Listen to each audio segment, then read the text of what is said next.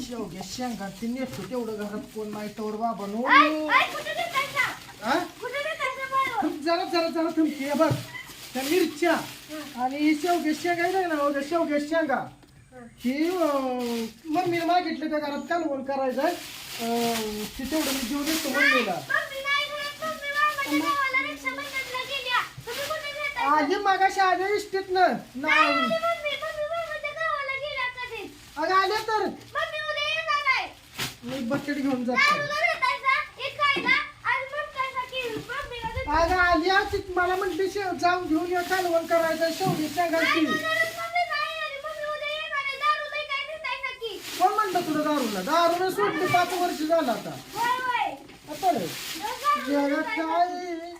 आता मी फटकच टाकतो आल्यावर सोडत नाही आता मी सोडत नाही